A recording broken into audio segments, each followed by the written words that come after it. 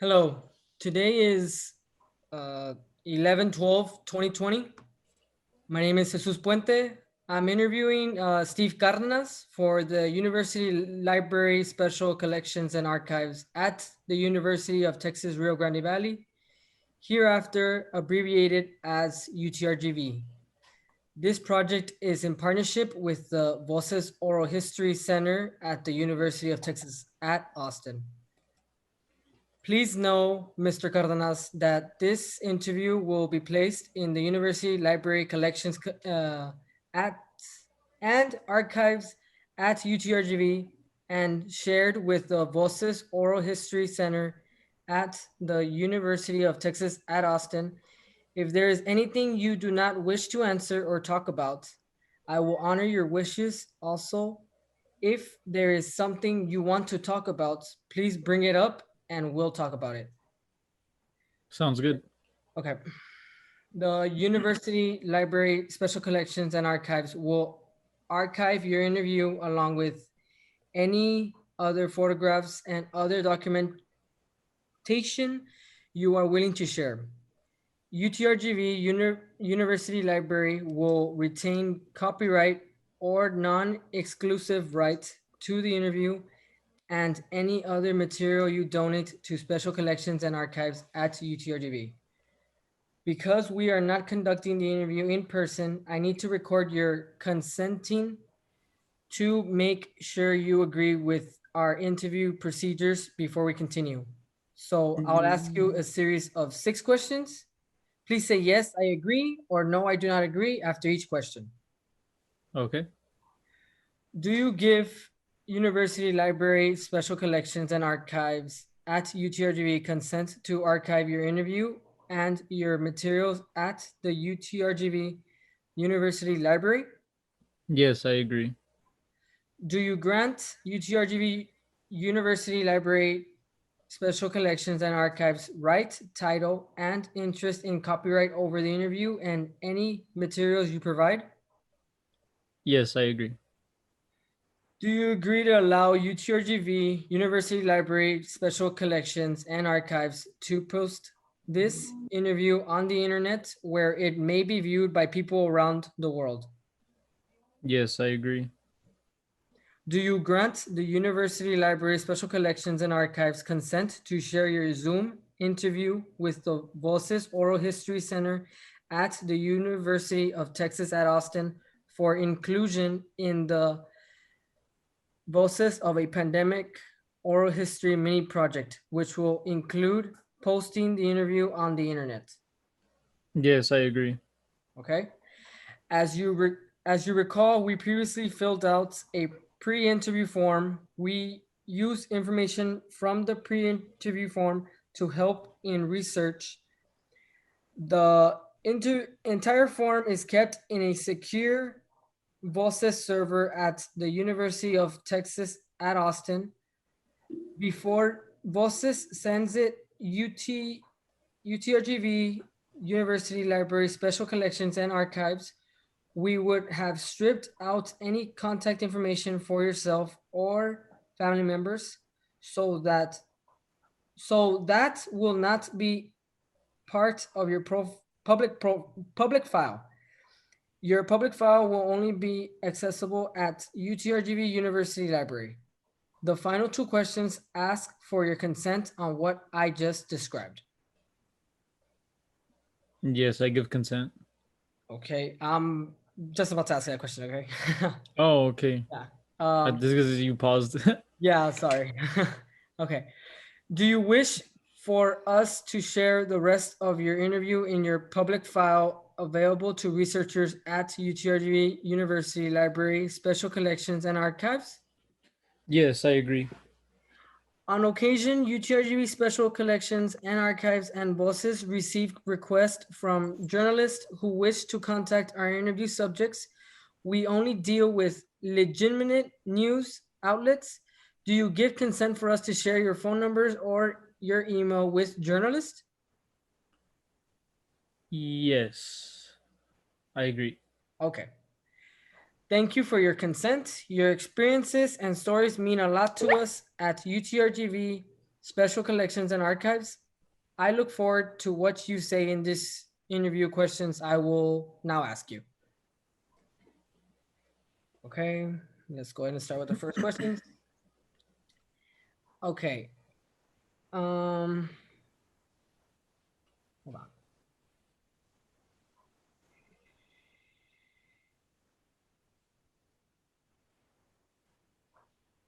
Okay.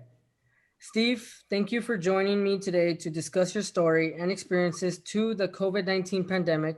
Your stories and experiences are valuable to us at UTRGV Special Collections and Archives and the Voces project. Particularly for us at UTRGV Special Collections, we are committed to preserving the stories of Mexican Americans and Latinos from South Texas and the Rio Grande Valley, and those who work closely with these populations. During the COVID 19 pandemic, because you are a COVID 19 survivor and a student uh, at South Texas College, um, I feel you are a great candidate to be interviewed for the Voices of Pandemic. Okay? And the first question I'm going to ask you is wait, hold on. Let me go ahead and tell you.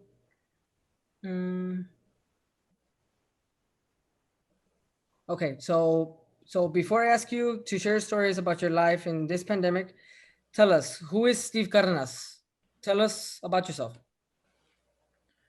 Um, I'm as I don't know. I never really think about myself and who I am, but I guess I'm a person that I just take life day by day, and I like to get things done.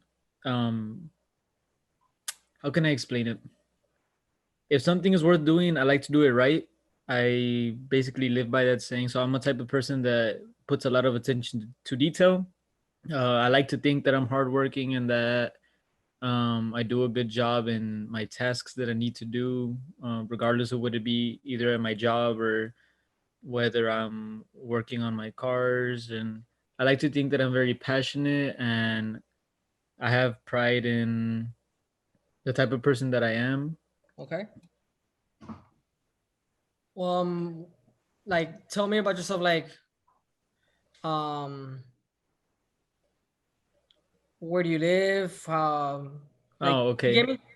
Yeah, yeah. It's because it's a very broad question, Yeah. Sorry. but my name is Steve Cardenas, and I live in Mission, Texas. Mm-hmm. I went to Palmview High School, and I just graduated class of 2020, along with my associate's degree from STC, Okay. or South Texas College. And I'm now a student enrolled in UTRGV, and I plan to apply to the business school of UTRGV very soon. Okay. I have a job at Home Depot, and I really like to work on cars. It's one of the main things that I like to do. I try to learn more every day, but yeah, that's basically who I am. Okay. Um. Okay. Give me a second. Hold on. Okay. So now we're gonna start on with the general questions. Okay. All right. Okay, so the first question I want to ask you is when did you first hear about COVID-19? I heard about COVID-19 pretty early on, before a lot of people heard about it, because of my environmental science class in Palmview High School. My teacher, she was a really good teacher. She would like let us know about all these things going on in the news, whether it was related to the class or not. As long as it was important, she would tell us. And COVID-19 was one of the first things she brought to our attention. Mhm. And she would even she had a little chart on her whiteboard that she would update every day on the cases in China and how it's going, and every day. So I heard about it pretty early, and I kind of got a good view of the trajectory COVID-19 took, and like how it started. Oh, okay. And how did you learn about it? Like through radio, TV, social media? I learned about it in class with the teacher at first, and then I started learning a lot more about it through social media and then somewhat on TV. Oh, okay. So, what was your first reaction to the information about COVID-19? I thought at first it was probably really worrisome, and then I thought about it more and I was like, like, maybe it's not that serious. But as it started spreading to other parts of the world, it really opened my eyes, and I was like, okay, this is something that's pretty serious. We should take it really serious, and I hope that we're prepared for this virus that's going to eventually cross shores and come to the United States. Oh, okay, okay. Yes. Okay. So the next one, it would be, at what point did you realize this pandemic was a serious life altering event? Or did you not think it's serious? I thought it was serious when Italy had to go through it the first time around. Whenever there was literally people on hospital beds outside of the hospitals because there was no more room, that's when it really clicked in my head that okay, this is super serious, much more than I thought before. But that's when it really like struck me that like okay, this is really serious. We're gonna have to be careful. Like it's an Mhm. invisible enemy and it's serious. Like it's pretty scary. Okay, and beforehand, why didn't you think it's serious, or did you like más o menos think, or I didn't think it was that serious at very first, like I had said, but because it's something that like as a teen I heard a lot about like oh virus, like oh zombies, and it was always just to get attention or like a hoax at first, right?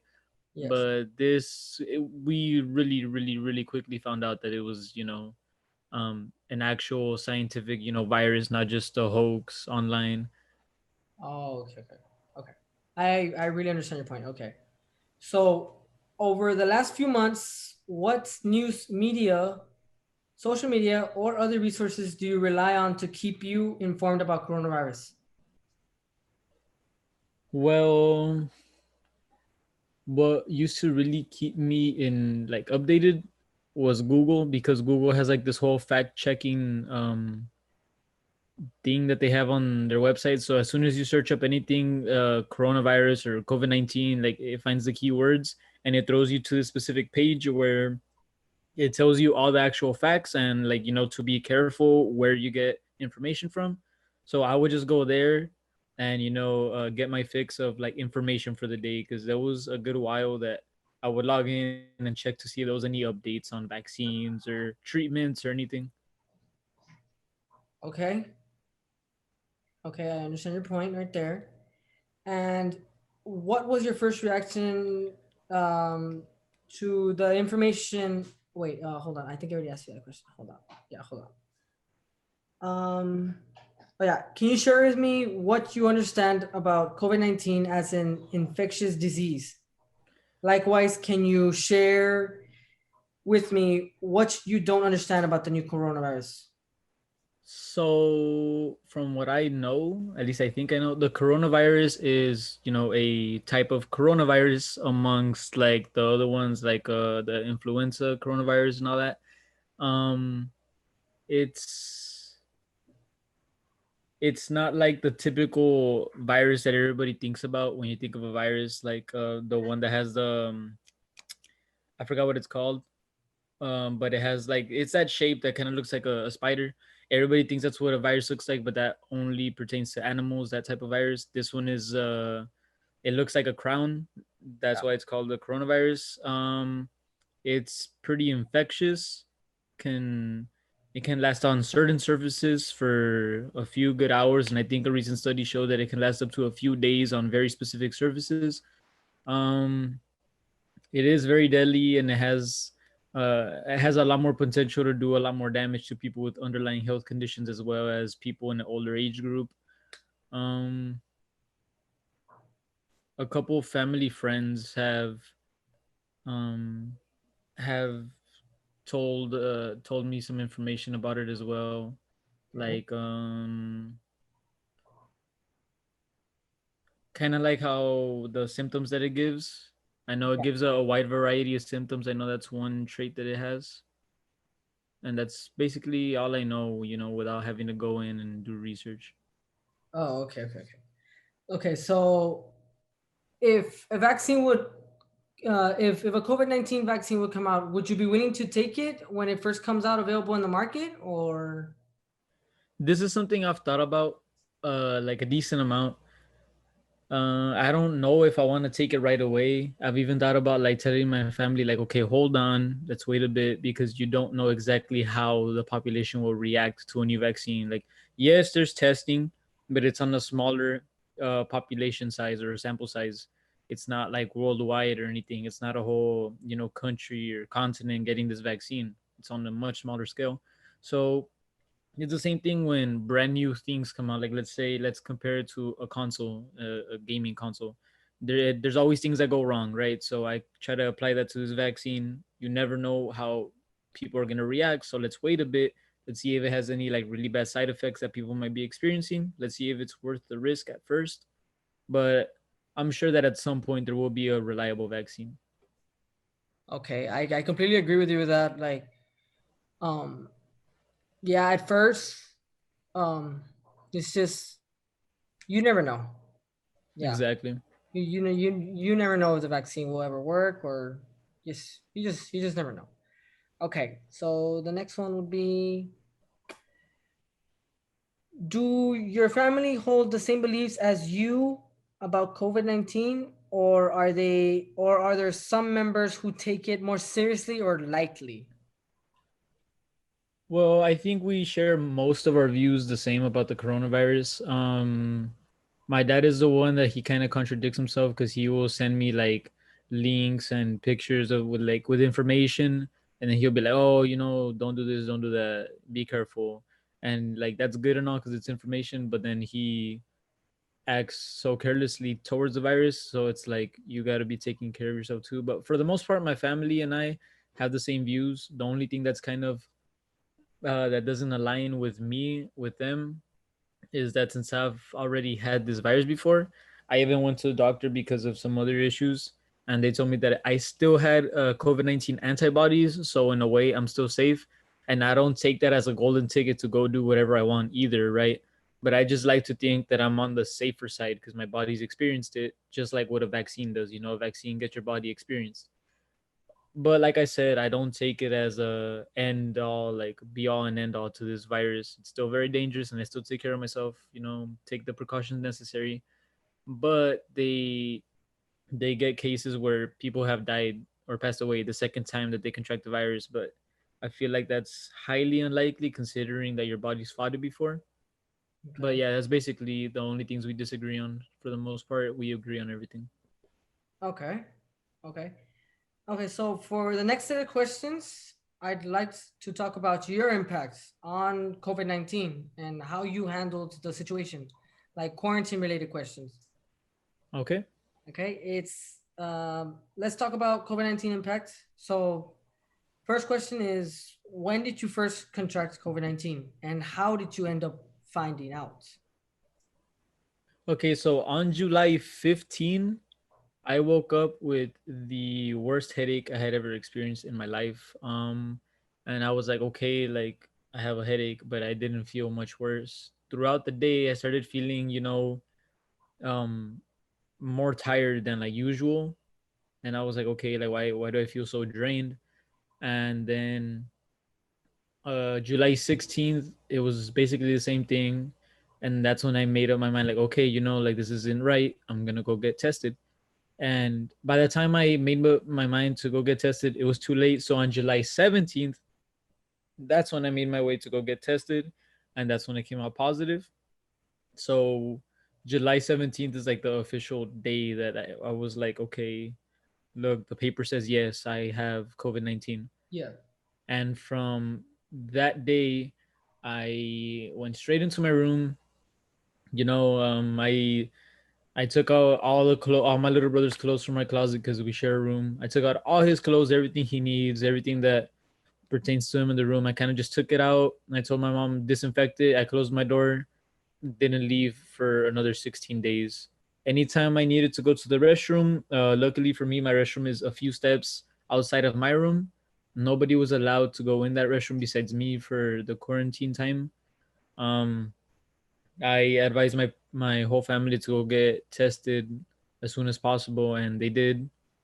Fortunately, they all came out negative, but the precautions I took were very serious. As soon as I would walk out of my room, I had the mask on and gloves, go straight to the restroom, come back, and that's it. No wandering off, no going anywhere. Like, no, nothing. Just stayed in my room for all those days. Yeah, yeah, it's all about being safe. Like Exactly. taking care of your loved ones and stuff. Okay. Yeah. So could you please share with me your testing story? Where did you get tested, and how did the test feel? Okay, so it started with at first I was kind of skeptical about getting tested because I was like, nah, like I kind of don't want to go. And my dad being a mechanic, he always wants us to be doing things as well.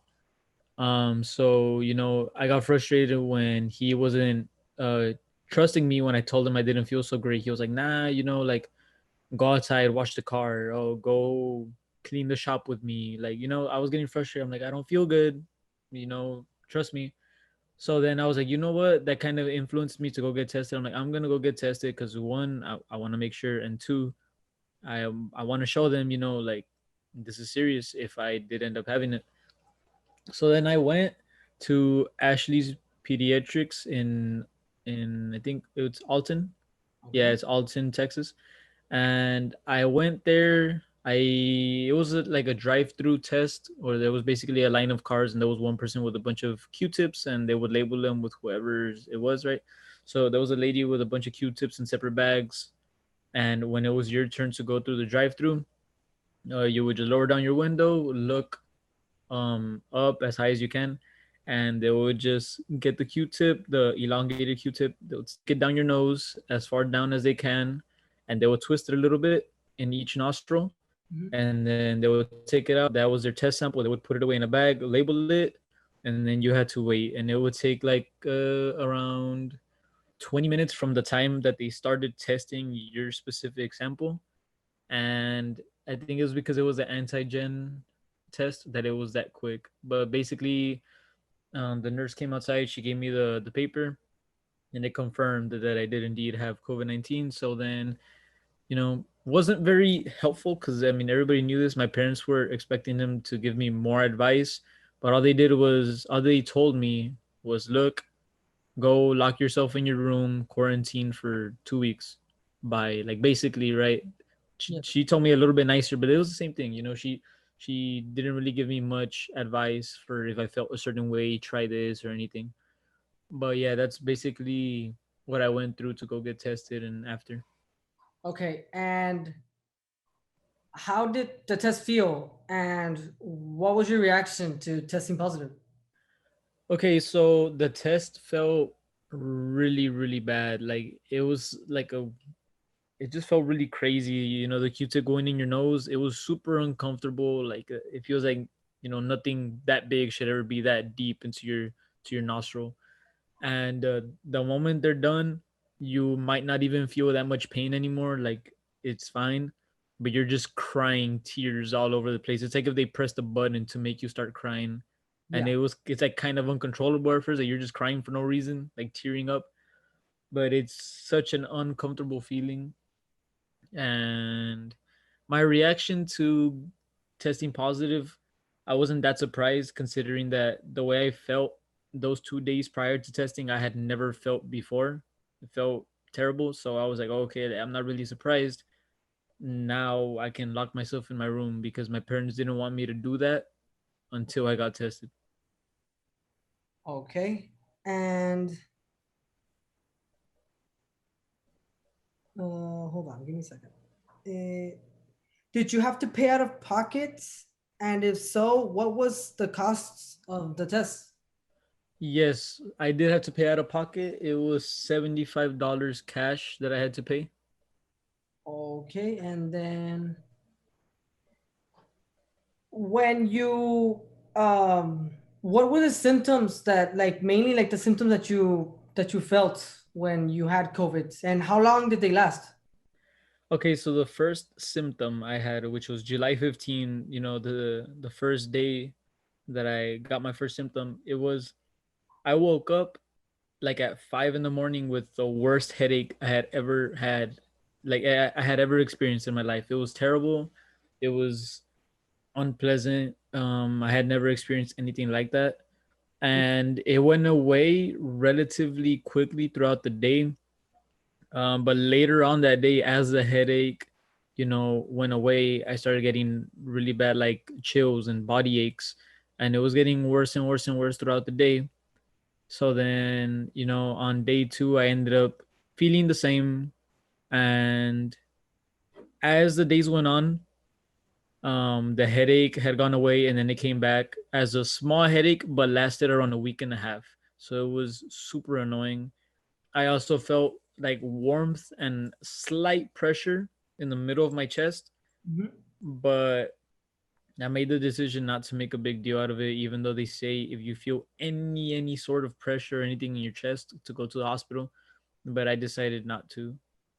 But as the days went on, the body aches went away, and I felt like my skin was really sensitive on the back of my neck and my back and the back of my shoulders. Like my skin felt really sensitive, specifically in those areas. Like it was uncomfortable to lay down on my couch and like recline it. Like it was really uncomfortable. It was pretty weird. Oh, wow. Okay.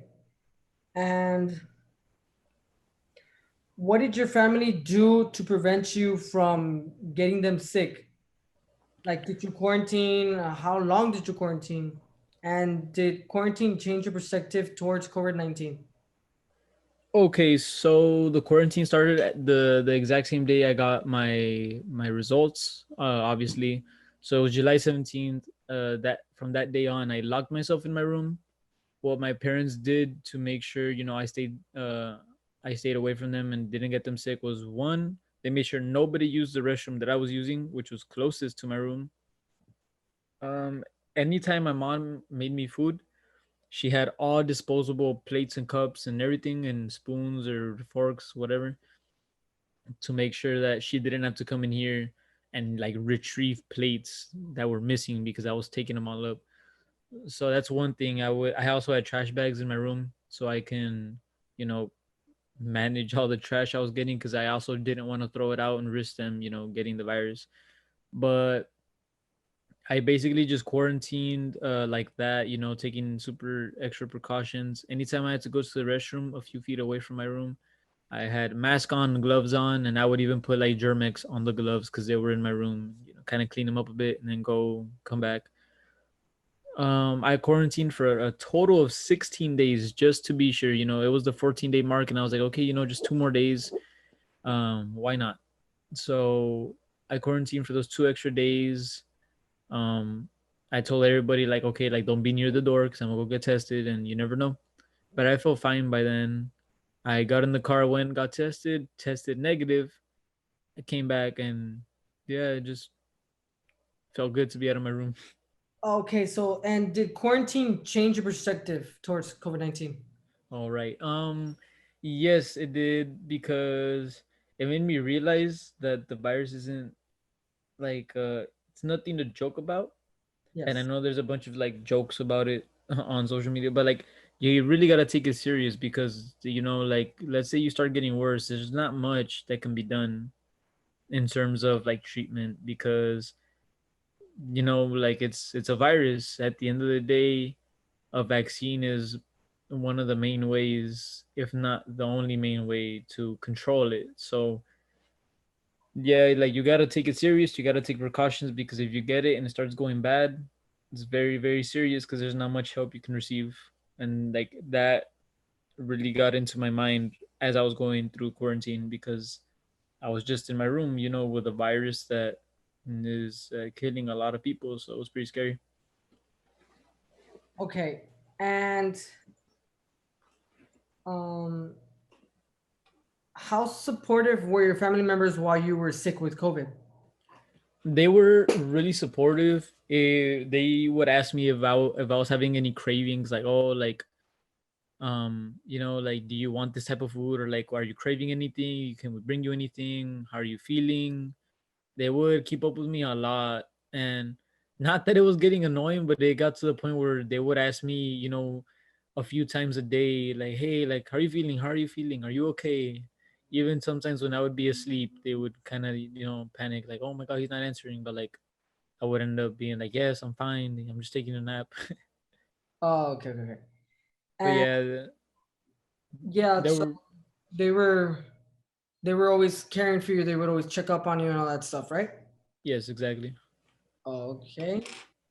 And what kind of foods would you crave during the time you were in quarantine? Well, surprisingly not, surprisingly not that much, especially because um towards the end, a symptom I forgot to bring up was that I would lose my sense. Oh, well, not would. I lost my sense of taste just for a few days. It wasn't really that long, but some of the things I can still taste were sweet. So every now and then I would crave sweets like candies or like extremes, gummy bears, things like that, because that was one of the only foods I can actually, taste. So it caused like a natural craving, I guess you can say. Oh, okay. And did you miss your family and friends? And who did you miss the most? Well, I did miss seeing my family and friends, obviously, but at the same time, in my household, I don't have much privacy. So, like this quarantine, it was kind of good for me because I kind of had like some alone time. In my house, the doors always had got to be open. People walk in and out of my room like it's a living room, so I'd never really have privacy. And those days were, mainly all privacy. So it felt good not to be bothered by like my brothers and stuff every single day because they like to do that a lot apparently. But it was kind of good in a way. I did miss seeing my family and friends, hanging out with my older brother and my younger brother, watching YouTube with them, like the natural things, the habits that we had. Yeah. I couldn't really do that with them. And also, obviously, my friends. I hadn't seen them for 2 weeks straight, so I had like a not an urge, but I really did want to see them after I was out. Okay. Yeah. Um, yeah, it it gives you like more of a space, like Exactly. some alone time. It gave you a great like sense of alone time. Yeah, for sure. Yeah. And when did you know you could return to your family and out in public? And what were one of the first things you did?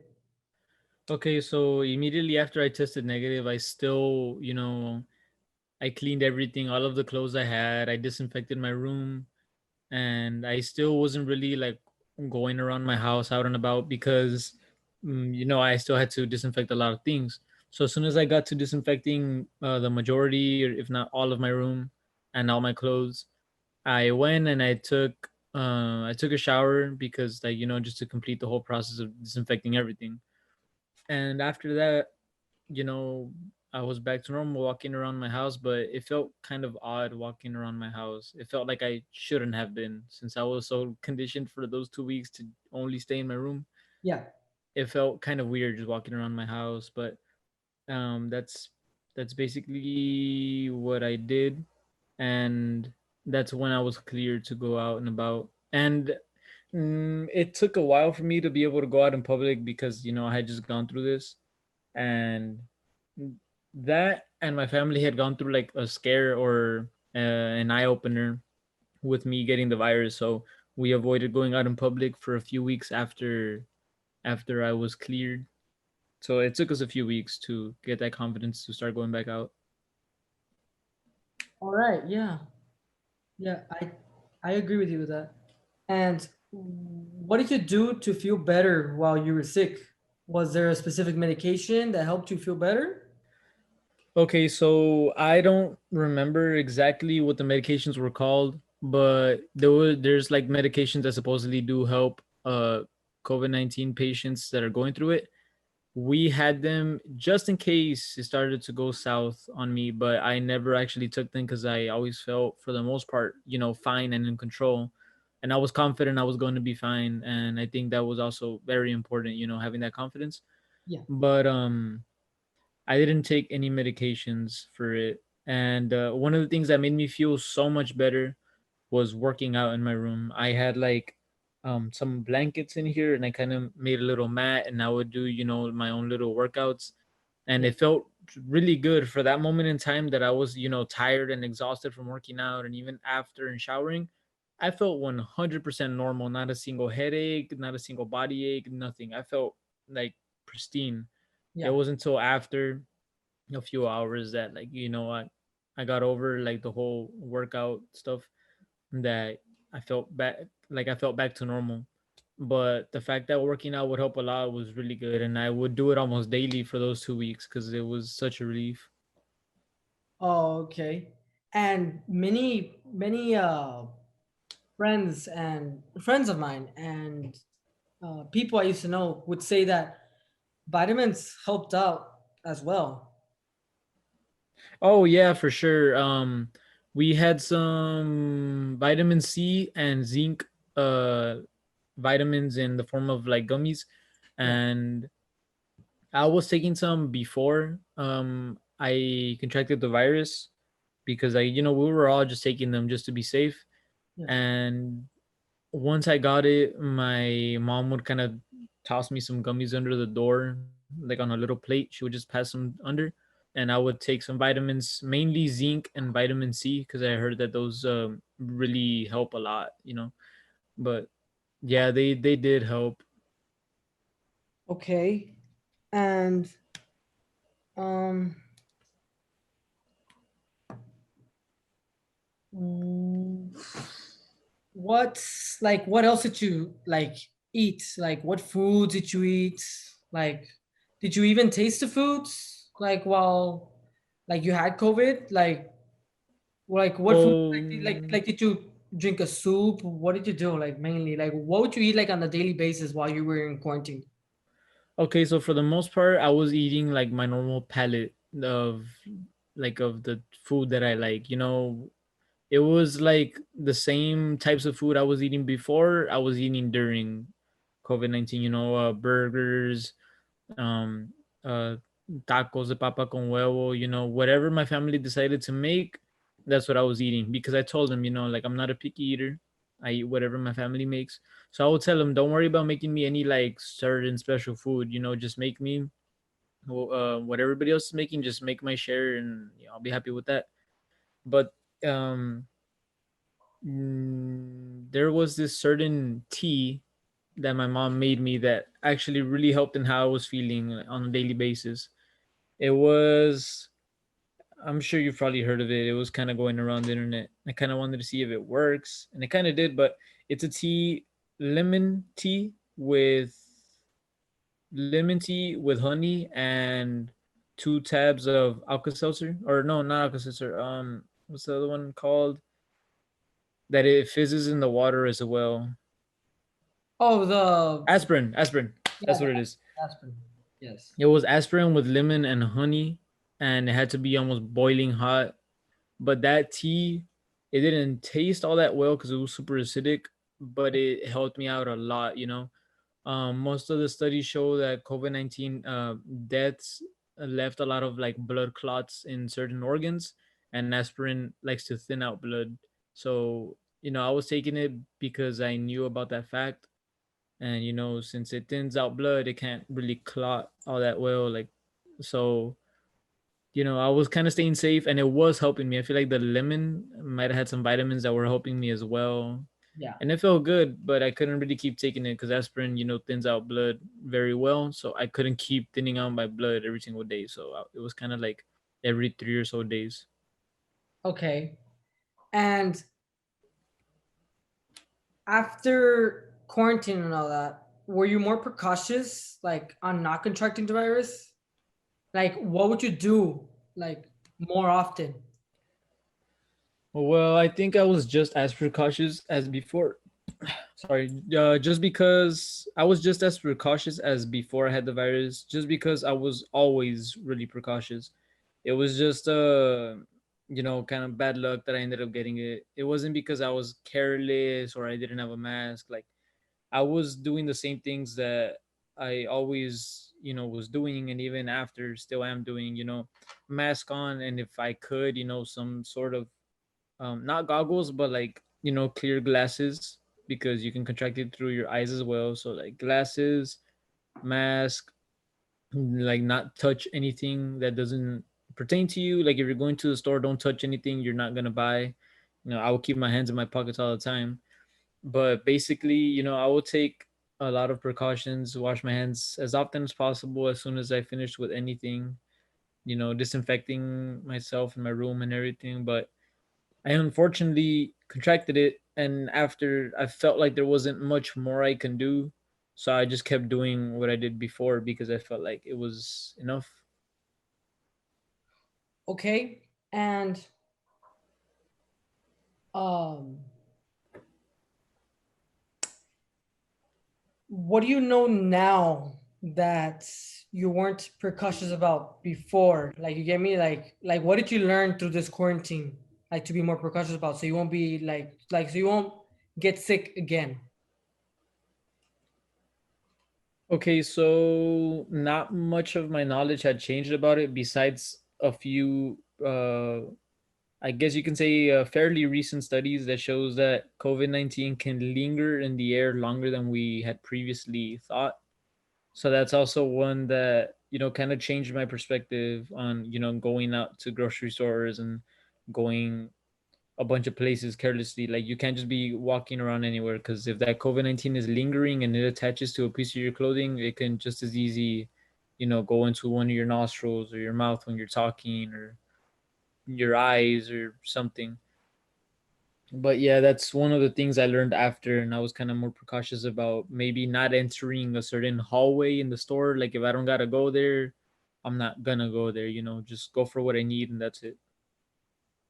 Okay. Okay, so that right there was the end of that segment. So we're gonna move on to school related stuff, okay? All right, So the next set of questions we're gonna cover on school and how COVID-19 affected your learning. all And right. okay, can you please tell me what high school you went to and its location? I went to Palmview High School in uh, in Palmview, Texas, or Mission, Texas. It's like in between. But I went to Palmview High School in South Texas, Palmview, Texas. Okay.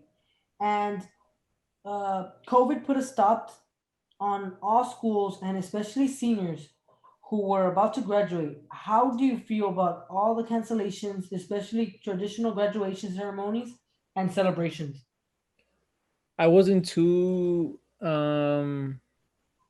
I wasn't too bothered by like the cancellation of like prom and stuff because to me that was never anything serious, but a bunch of other things um like just celebrations that we're gonna have in class and just looking forward to finishing out the year, things like that we couldn't do as seniors, and being robbed of like all the things that we're supposed to experience as seniors, being robbed of all of those experiences from a virus. It really frustrated me, but at the same time, um I just had to take it as it came and just keep doing what I had to do day by day and not focus so much on being upset about things.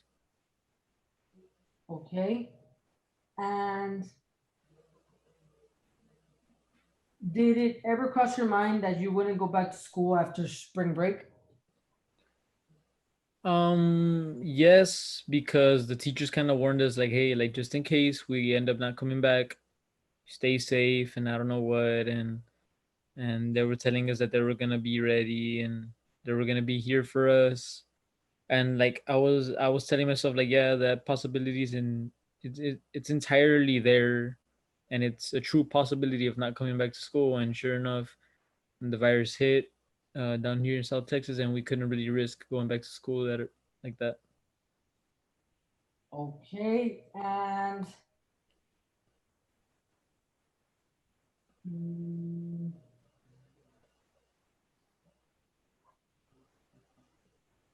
uh, what was the most that you missed about not going back to school and having to do virtual learning from home? Wait, can you repeat that? Oh, sorry. Yeah, of course. Hold on. What was uh, what was like the most thing that you missed about like what was the moments you missed the most about not going back to school and having to do? Wait, no, wait, hold on. Okay, okay, mm,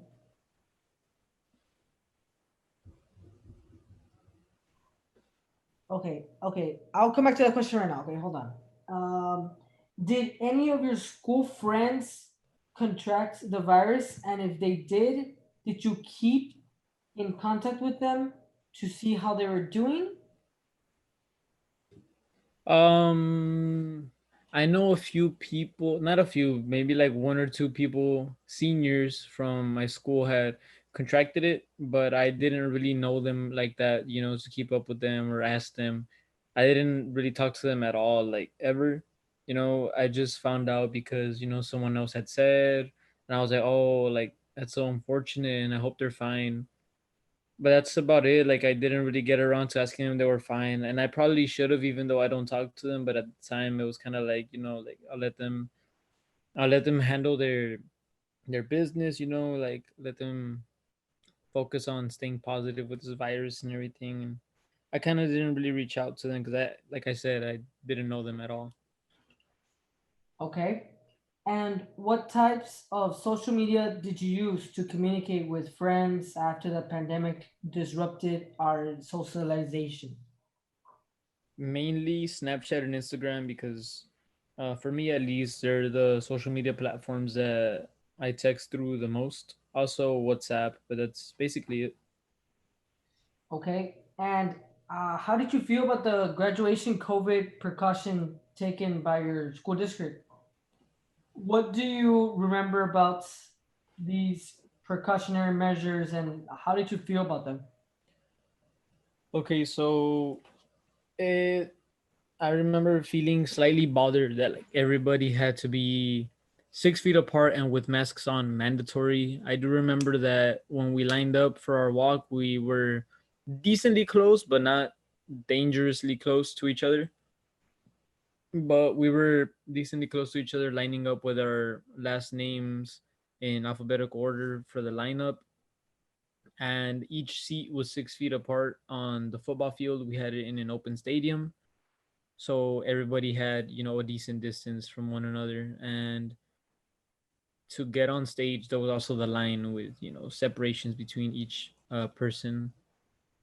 The people handing out the diplomas had gloves on, they had masks on, everybody had masks on. There was a there were good precautions taken by the school. Even the families in the stands and everything needed to be a certain distance away from each other. Okay. And as far as virtual learning, do you feel that you learned the same or was it better for you to be in school with in-person instruction? Virtual school is the worst to put it simply.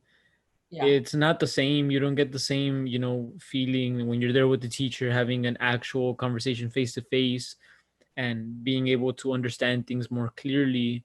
It's not as easy to get in contact with the teacher in that moment. If you're not understanding something, it's much easier to get distracted. I'll tell you that. I'm that type of person that gets super distracted easily. But online school for me has been the worst. It's very, very hard compared to what it should be. It's harder to put attention where it needs to be, and it's easier to forget about, assignments and things you got to get done. I would much rather prefer, in person because you're there, you're interacting. It's much easier to stay focused. So, yeah, I would much rather prefer in person learning. Okay. And do you feel distant learning was working better now than it did in the spring? If so, how? Well, it's easy to argue that all the teachers have gotten familiarized now, with time. They've gotten familiarized with the technology needed for these classes and for everything to just work. So yeah, I would say that it's going better now than before, because um before it was a bunch of confused teachers not knowing exactly how to work the technology, the application, all the options. But now teachers do know more, but it's still not enough for me to say that it's very good to be learning virtually. Okay. And what else would you share about how distant learning is going so far? Well, not much besides the fact that, a few college professors are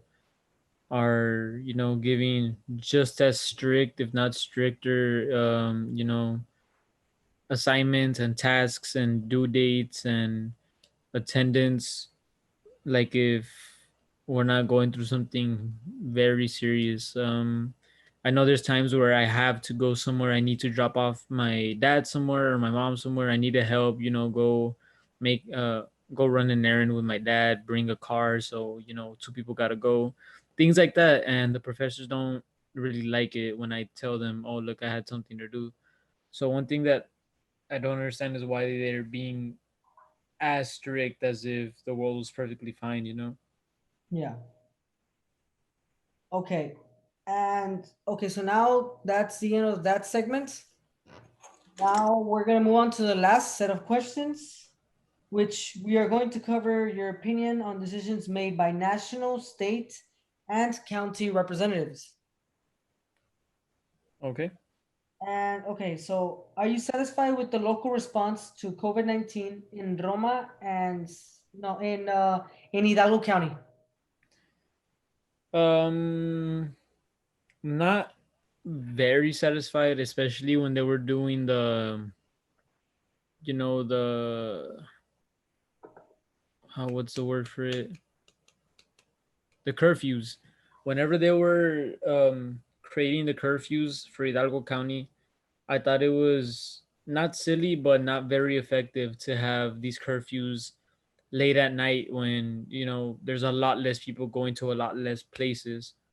They would have it at night. Like the only thing you're gonna stop are people going, like a few people going to someone else's house and getting drunk. That's about it. During the day was when the real danger was, in my opinion. um there was another thing that they enforced, that made a lot of sense to me. It was the limited passengers, that you can only be with one other person. And I think they ended up making it stricter a few weeks later, that you can only be by yourself. That to me makes a lot more sense than putting a curfew on late at night when hardly anybody is out and about. However, it didn't really get enforced that well. You know, um, there was hardly any stops, any enforcement of it in general, as well with other things. So they didn't really work that well. Okay. And are you satisfied with the state response to COVID-19 led by Governor Abbott? Mm, I'm not too familiar with what exactly happened. Mm-hmm.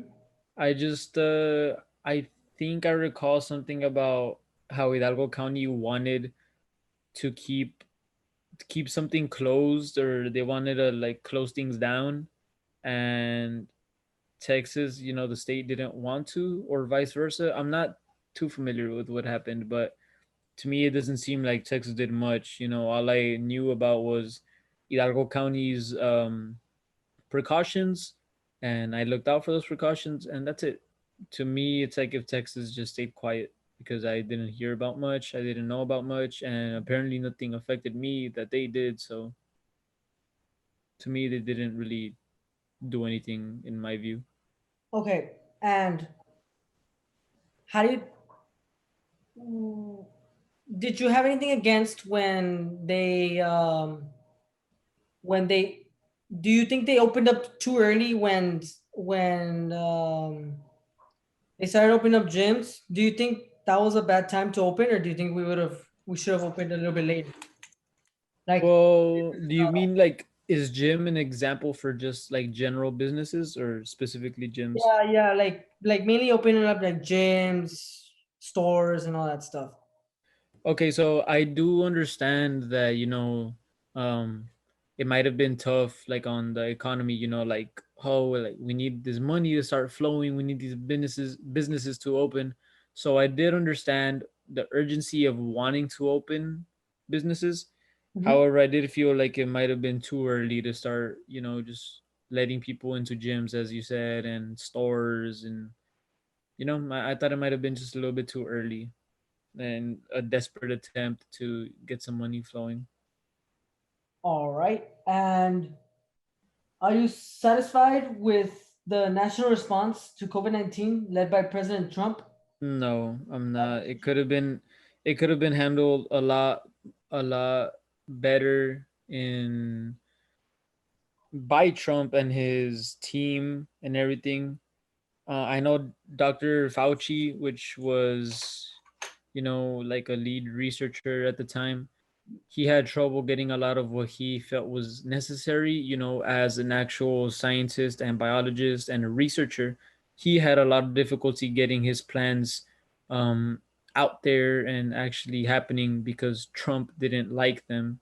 And I thought that was really dangerous because Trump is not a biologist, he's not a scientist, he's not even, like a true politician. So it was crazy to me to see that Trump was taking it into his own hands Yes. and not letting the true scientists and biologists take precautions, especially considering how the United States ended up um, basically a mess in terms of taking precautions and all that.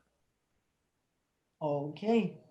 And if you had the power to respond to COVID-19, what would you have done differently? Mm, power to I would probably or most likely would have shut down a lot sooner than the United States took, Yes. and I would have shut down like let's say how you said I had the power. I would have shut down the United States entirely all at the same time, isolating the virus wherever it is, because let's say I'm not sure exactly in which order it went, right? But like let's say California shuts down, okay, and then Texas shuts down, then California opens, and then Arizona shuts down, and then Texas opens, and then Arizona stays shut down, and like it's not as effective as if everything just stops, let the virus finish where it is, and then we reopen and we like I don't know, maybe no more flights from certain places. Yes. I feel like that would have been more effective. However, I know that's not very, it's a lot easier said than done, obviously. Yes. Okay.